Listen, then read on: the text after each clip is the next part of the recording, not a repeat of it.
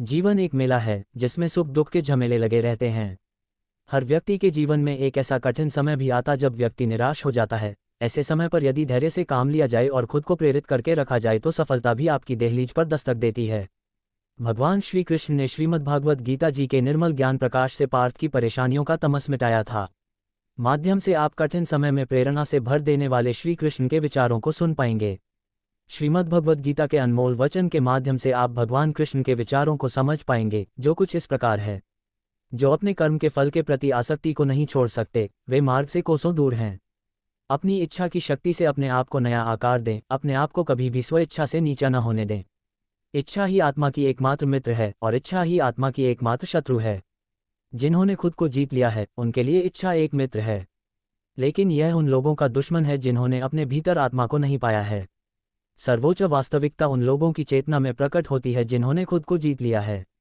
शांत मन में, ध्यान की गहराइयों में आत्मा स्वयं को प्रकट करती है।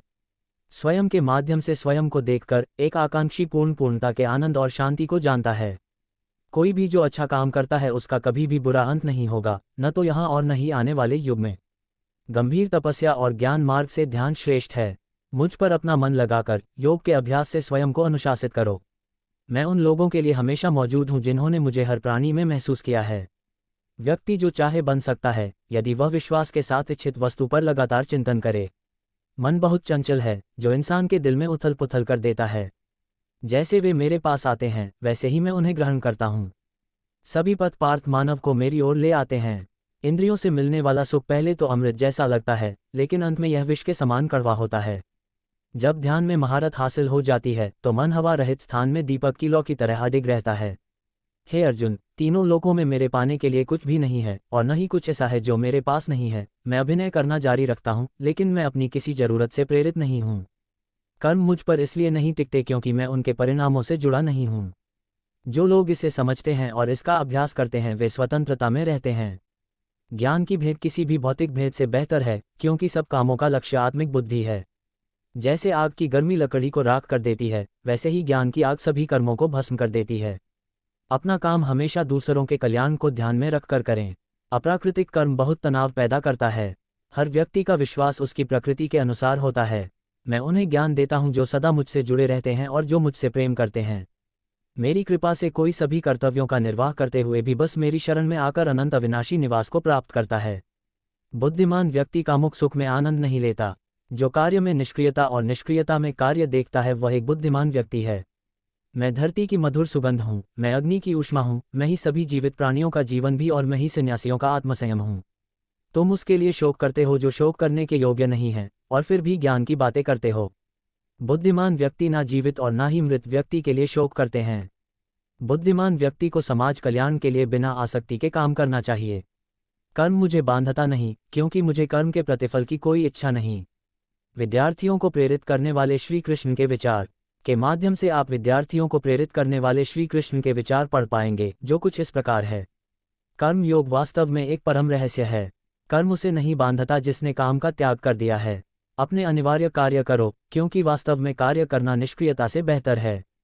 आत्मज्ञान की तलवार से काटकर अपने हृदय से अज्ञान के संदेह को अलग करके अनुशासित बनो। मनुष्य अपने विश्वास से निर्मित होता है। जैसा वो विश्वास करता है वैसा वो बन जाता है। इस जीवन में मनुष्य न तो कुछ खोता है और न ही कुछ व्यर्थ होता है।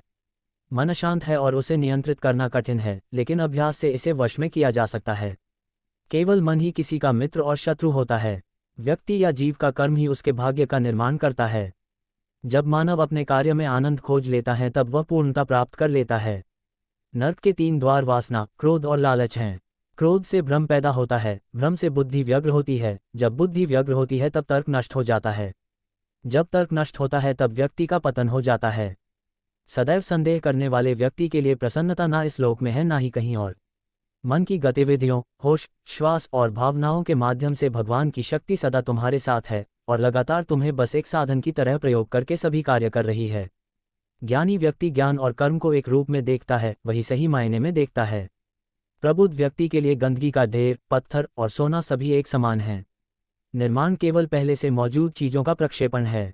उससे मत डरो जो वास्तविक नहीं है, ना कभी था ना कभी होगा। जो वास्तविक है वो हमेशा था और उसे कभी नष्ट नहीं किया जा सकता।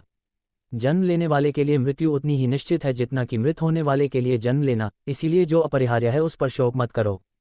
जो मन को नियंत्रित नहीं करते उनके लिए वह शत्रु के समान कार्य करता है। आशा है कि आपको कठिन समय में श्री कृष्ण जी के विचारों पर आधारित ये जानकारी से भरपूर लगा होगा। इसी प्रकार के अन्य कोट्स पढ़ने के लिए हमारी साथ बने रहें।